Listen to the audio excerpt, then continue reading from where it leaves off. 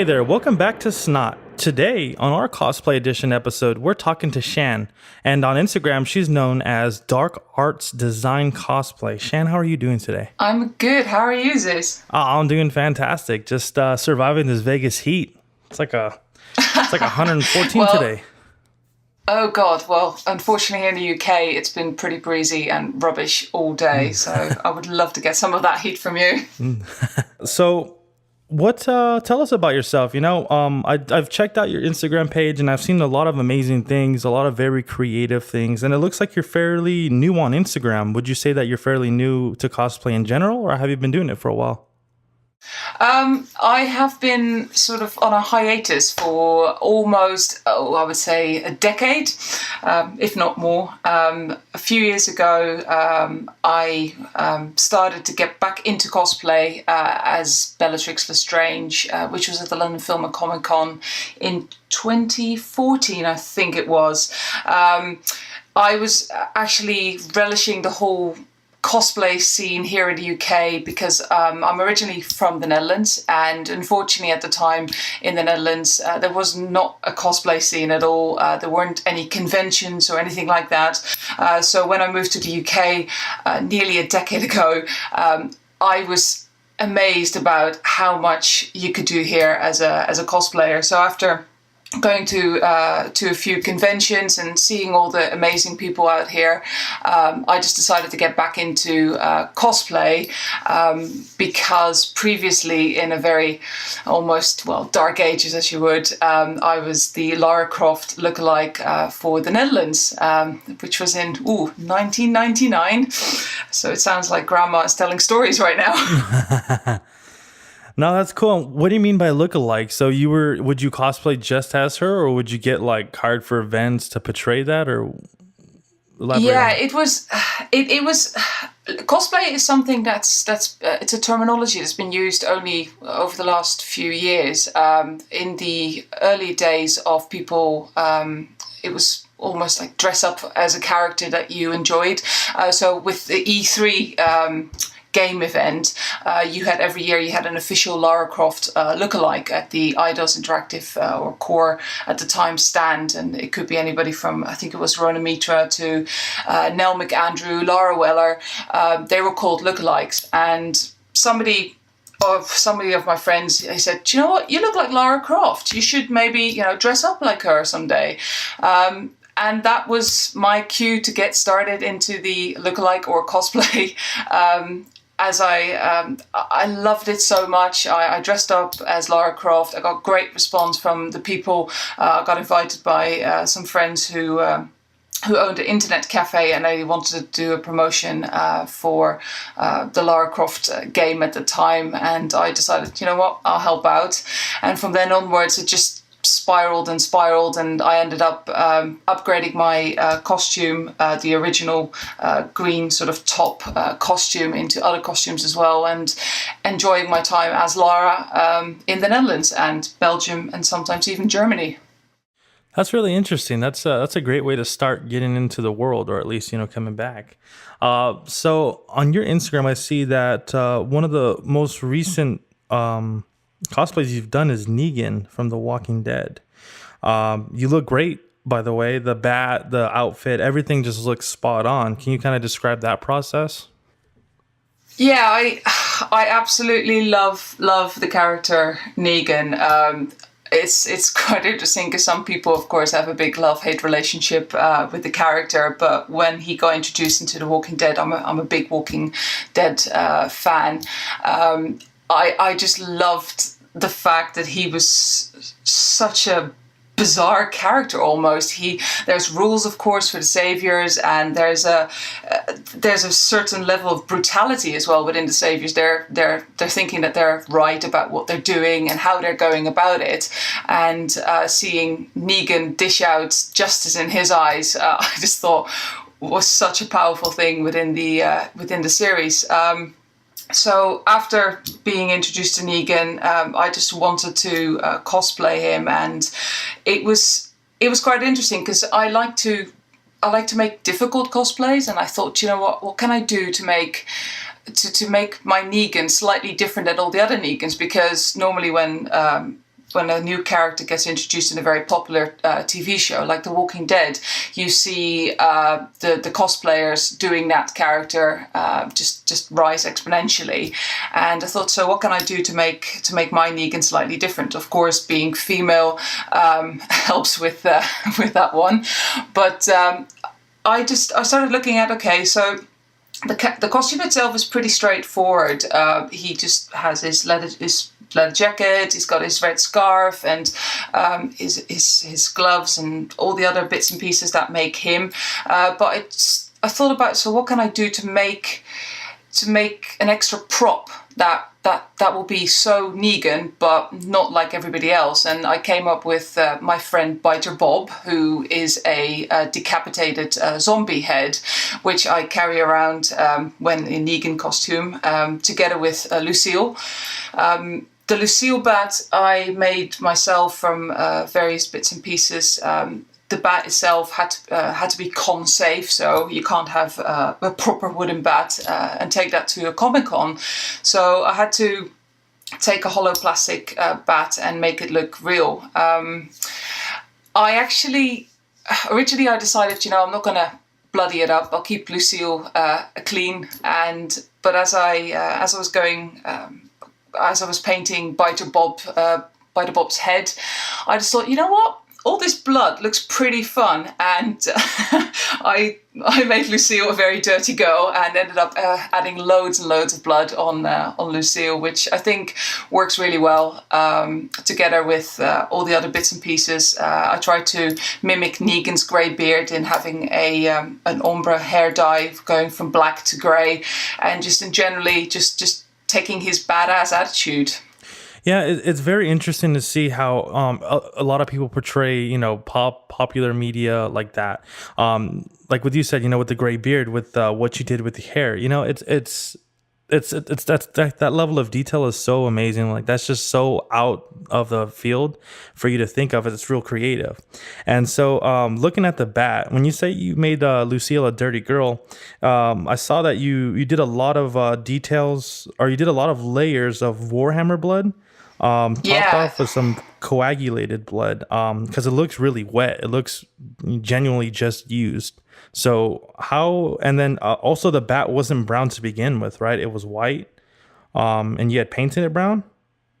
Yeah, it was one of those hollow plastic bats you buy off Amazon, and I sanded it down originally because it came slightly painted, but I got rid of all the paint and then primed it ready for painting, and then it was just a combination of building up acrylic paint in layers and different intensities of color just to create that wood grain effect, using a lot of dry brushing technique on the bat itself, just to make it feel weathered and used, and also not pristine, because baseball bats aren't pristine. After I finished the base coat for the bat, where it looks wooden and it has all the markings, so you have that sort of oval sign that's on the bat, and the number 4 at the bottom that Negan has. I sealed it with a satin coating, and I do have the actual official McFarlane replica bat myself, and I had a look at how what kind of details they had on the bat there, and it was little sort of nails that hold the barbed wire down. A lot of the sort of the bats you see out there, they just take one piece of barbed wire or fake barbed wire, and they just wrap it around the bat. And if you actually look closely at it, it's 2 individual pieces of barbed wire that are wrapped around the bat. Now, of course, my barbed wire isn't real barbed wire. It's leather barbed wire, which I've painted with rub and buff in pewter color, and sealed that. Now, rub and buff is my favorite product to use when I want to get something metallic looking. Anything from infinity orbs of my Gamorra to barbed wire on my Lucille.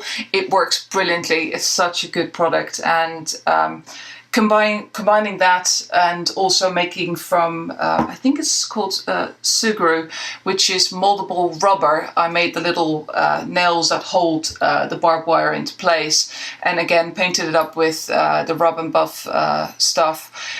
It just all comes together really nicely. It looks like like the bat that Negan has in the TV show, and then eventually adding the blood. It's just the layers of I think it's called Blood for the Blood God for Warhammer, mixed in with some slightly blue tinges to create that real deep, dark blood effect. Once that was dried, I added from Meron, which is coagulated blood. It's actually special effects makeup that people use on screen, and I dripped and blobbed some of that on it, and then I had to wait quite a few days for that to dry out, and finally sealing it all off with a very high gloss, almost resin-like coating, which gives it the very sheen that it has, which makes it look like it's freshly used on Glenn's head. Oh, spoilers, by the way. Sorry. Yeah, and that's what looks so amazing about it. It looks so wet and it looks so real. That to hear you piece it together like that, it's a lot of work, but it definitely pays off. And what's really fun about the bat and the costume in particular, is that the different reactions you've had with people you've taken pictures with, especially with Biter Bob. Yeah, it's been people. I normally have Biter Bob sort of dangling off my belt, and people don't normally notice him straight up. But when they do notice him, you get quite funny, scared reactions of people seeing him for the first time. I've had the pleasure of getting my photo taken with Stephen Yeun, Glenn in The Walking Dead at the London Film and Comic Con last week. And I said, "Oh, could you hold Biter Bulb for the picture?" And he looked at it and he looks genuinely sort of freaked out on the picture, which was really funny. Afterwards, I went to get my picture signed by him, and he just had another look at the head and he said, "Wow, it's really bizarre, because it's something that you wouldn't expect from a Negan," and I think that for me is what I do it for. It's just the unexpected extra prop, or the extra attention to detail, the sort of the next little bits and pieces on the costume that people who truly look at a costume or are really interested in it will notice, and that makes it all worthwhile, I think. Oh, for sure. I mean, plus it just makes you feel better, knowing how people react to it in a positive way. That makes you want to keep doing it, right? I mean, that has Absolutely. to factor into, this is what you want to do and this is your art. Another interesting thing is your Gamorra outfit. And and really the Infinity Orb looks amazing. How do you even do that, right? Because obviously you created that, right? It's I love to have a 3D printer, and I didn't have one, so it was my first project working with a 3D printed piece. I spoke to somebody who I think it was part of the RPF forum, and he was advertising his Infinity Orbs on the RPF or on Facebook. I can't really remember, but he was selling raw prints of the Infinity Orb, and I was like, "Oh, I really would like to buy one of your prints." And so I ended up with two halves of the Infinity Stone and the interior pieces, and I just looked at it thinking, I have no idea what do I do with this stuff, because it had all the little wires sticking from it. It was a complete raw print, and I think that's where the internet is such a good thing. You just go onto various forums, you look at a ton of YouTube videos to get an idea of what it is that you can do with a 3D printed object. And from then onwards, I learned how to, clean a 3D print, make it all prime ready. So once I've done that, I sanded it, primed it a bit more, and sanded it down. So I got like a real nice piece of material to work with. And then I thought, so, okay, I now need to paint it, but how do I paint it? And I'm quite used to working with acrylic paints, but I thought, I really want to get that metallic sheen that the actual orb has. And that's when I got introduced to Rob and Buff. I was just randomly looking at different paint techniques, and then somebody was talking about this product, and I'd never heard of it. And I thought, well, okay, I'll have a look. And fortunately, they sell it here in the UK, which is something else, because a lot of the products that I see used in videos, they are only available in the States, which sometimes you just want to get it anyway and just suck up the import charges that you get from it. But fortunately, this was available via Amazon, and I got a couple of tubes of rub and buff, and I started just building up the color, and just simply fell in love with the product. After I've done that, the orb was all assembled. It has hidden magnets inside the print, so the orb actually opens and closes quite smoothly. And then I had to get an Infinity Stone, and Infinity Stone wise, I was running out of time, because I started with great intentions in how much time Gamorra would take me, and yeah, I probably should have double that, because she took me way longer than I thought. And so one night I was browsing on the RPF forum, and some guy was talking about that he's done a raw cast of an Infinity Stone with some light in it. I was like, oh, that's exactly what I need, because I don't have time to learn how to cast resin and I can insert a light into it, but I just don't have the time to put it all together, because I still had the entire costume almost to finish, as well as all my daggers and collar. So I said, do you know what? I really would like to buy an Infinity Stone of you. It was such a surreal transaction, because I've watched the film 1,000 times because of the costume. I was like, yeah, can I just buy an Infinity Stone instead of trekking through the galaxy and trying to find me one? So I think his name was Saturnia, and he was great, and I got an Infinity Stone from him, and it just fitted perfectly into the orb, and I just absolutely love it. I got it in my studio, and it's one of those props which just looks really cool. Yeah, for sure. It looks very it just looks amazing. Yeah, the paint, everything about it is great, and it complements the Gamorra outfit so well. Obviously, I'm sure you could spend days talking about it, but a couple questions for that. So obviously, the body paint, what kind of paint was that? And it, because we've had another cosplayer on the podcast talk about a Gamorra as well, and she uses a certain type of green paint that doesn't come off. You know, is this kind of the same thing where it doesn't come off? It doesn't, it's waterproof. Can you talk about the body paint for Gamorra? I assume you painted your entire body for this. No, I actually had, so this was something else, because because of the logistics and all the nooks and crannies that you need to get painted in, I just thought, I can do a really good job on the costume, I can do a really good job on the props, but when it comes to painting myself, I just know where my limitations lie in what I can and cannot do. So somebody actually, I was talking to them about it, and they said, well, why don't you get a body painter to paint you? And I thought that's actually a really good idea, because not only do they have the materials, but they also know exactly what they're doing and how to get the best result that matches the costume. Because you can go through so much effort, but if you got a really poor paint job, it lets the overall costume down, I think.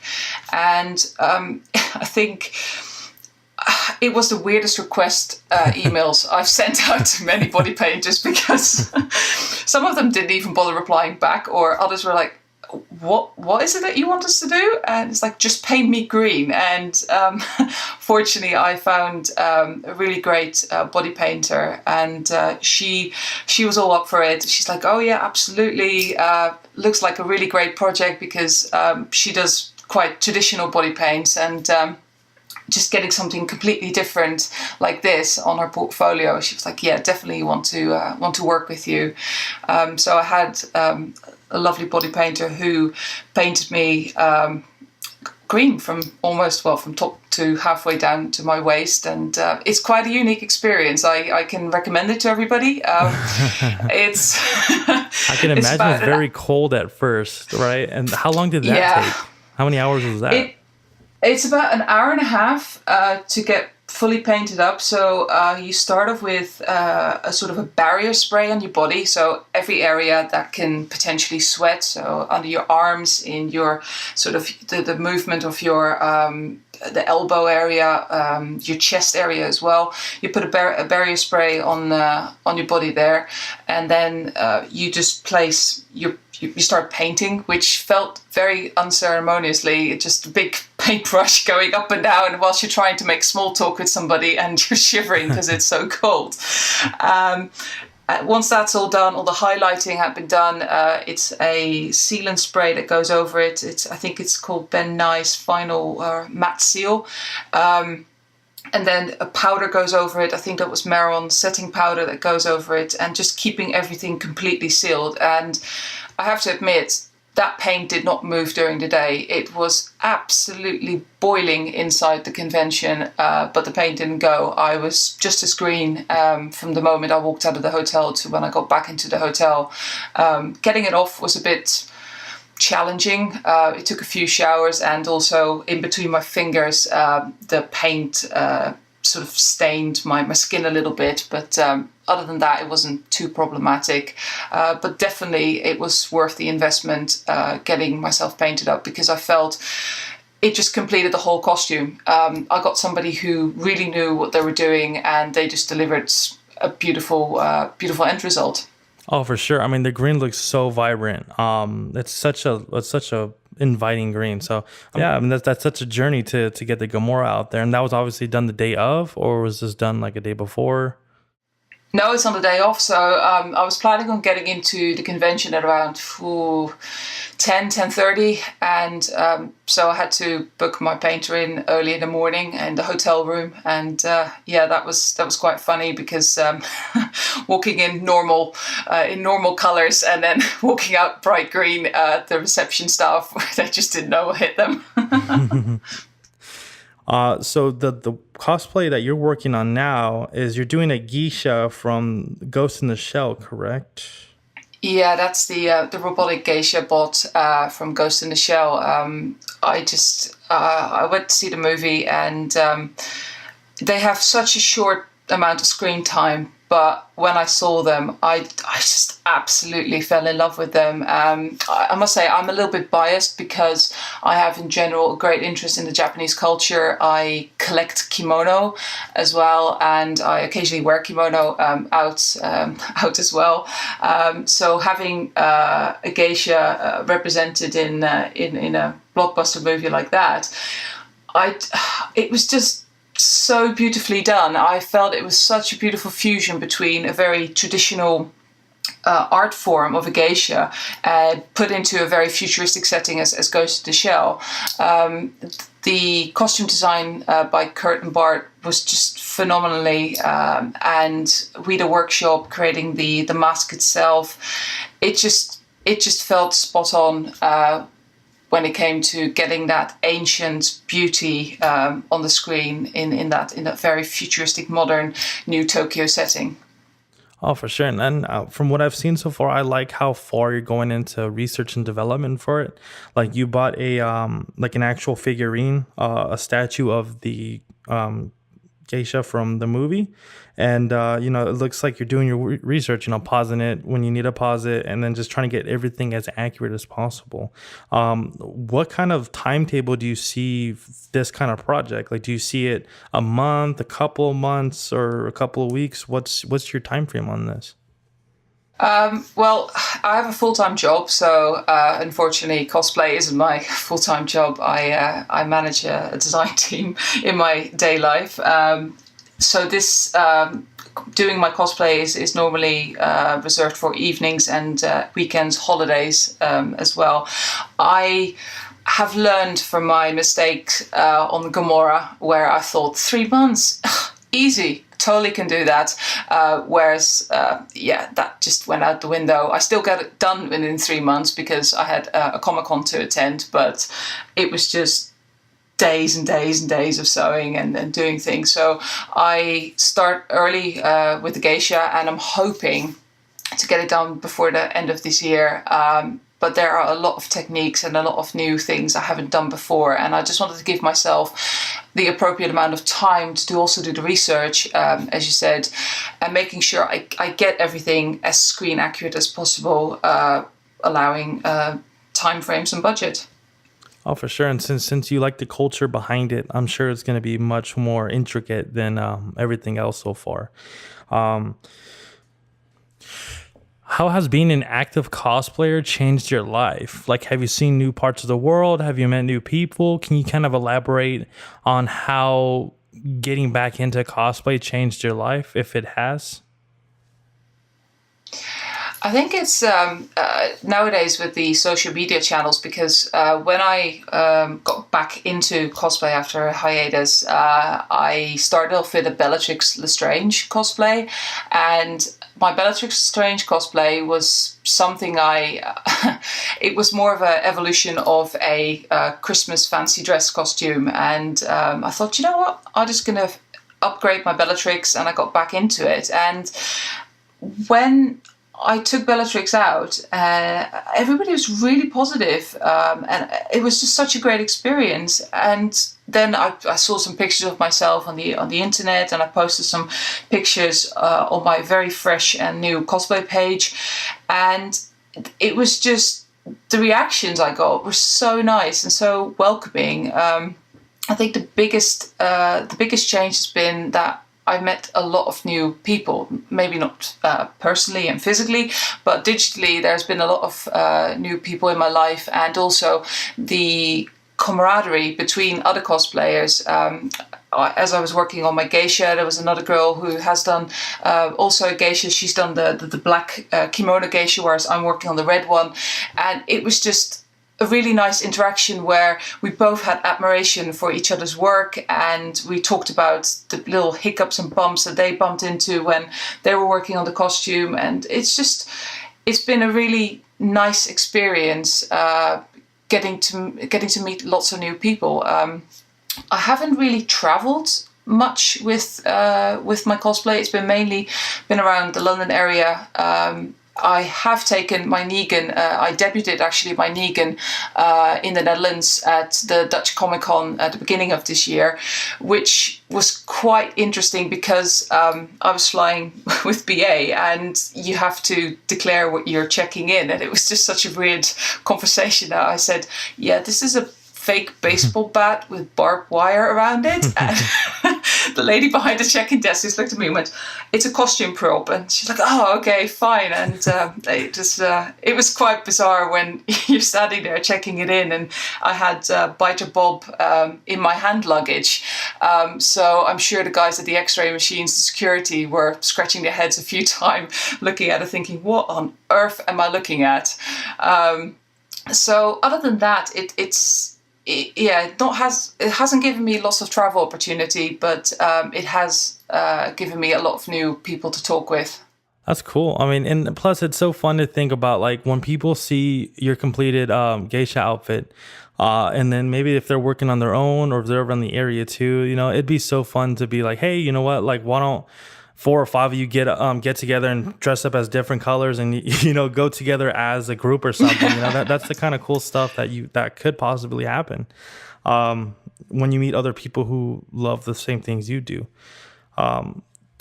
Yeah, absolutely. I have quite a funny picture of me as Gamorra with 2 other Gamorras, and it's just hilarious because we're standing next to each other, and everybody looks different, but everybody's a different shade of green, but we're all Gamorra.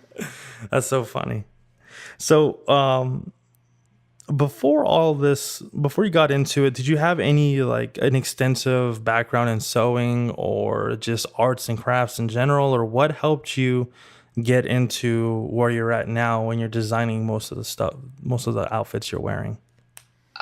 So for my day job, I'm a designer by trade. I'm a virtual or visual designer. I work for a creative agency where I am a design director. I head up the design team there. So I've always been quite creative by myself. Sewing is still my biggest challenge. However, I have a very talented mum. She is a professional seamstress. So when I get stuck, I normally have to FaceTime her and go, I have no idea how to do this. So she's a little bit of my help desk when it comes to sewing. Other than that, it's a case of just having a go. I think that's probably the best way to describe it. And I draw on my extensive knowledge of MacGyver when growing up, when he made all sorts of beautiful things from paper clips, duct tape, and a Swiss Army knife. I think that's where I get my problem solving from, I would like to think. That's funny, yeah. I like to think of cosplay as like antiquing, and also just kind of like the MacGyver thing, where you just, anything's going to work. And then, you know, you could just be walking down the street one day and something will catch your eye. And you'll be like, you know what, that's going to be perfect for this next outfit. You know, so it's always just experiences like that. Yeah, it's just inspiration comes from the weirdest places, as well as your material. And I think I've never worked with Warbler before, Gamorra, and I watched a lot of videos from Kamui Cosplay. She is really good at what she does with Warbler. And when I first got the material and a heat gun, I remember sitting there because I had to make my my collar for Gamorra from Warbler, and I just thought, where do I start? What do I do with this? And I had all these materials lying in front of me, and I had no clue what to do with them, and just started putting things together. And as you work with your costume, you figure things out. So I've quickly figured out that the Warbler was going to be too stiff to get it around my neck properly, and just so you start to think about, well, what can I do to make hidden seams inside the Warbler so it can go slightly open, so I can fit it around my neck, and how can I close it, and just getting a little bit of inspiration from my infinity orb, which was held shut with magnets. I thought, you know what, I'm going to integrate magnets inside my Warbler so it just clicks shut when I put my collar on.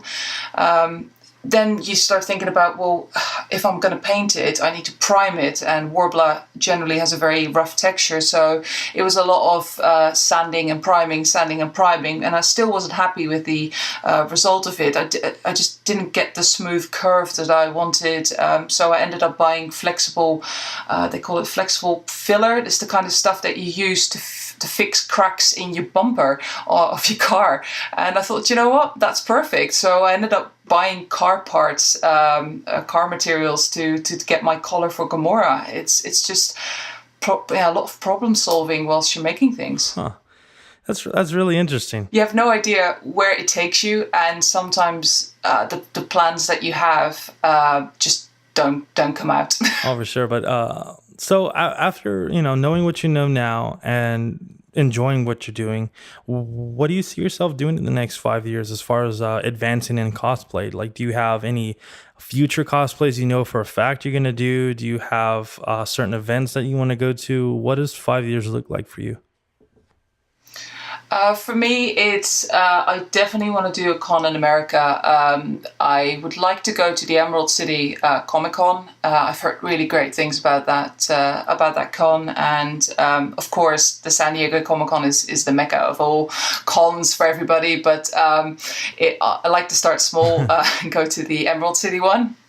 And with regards to just costumes, I'm a big World of Warcraft player. I still play World of Warcraft. I've never stopped playing World of Warcraft, which is embarrassing to admit.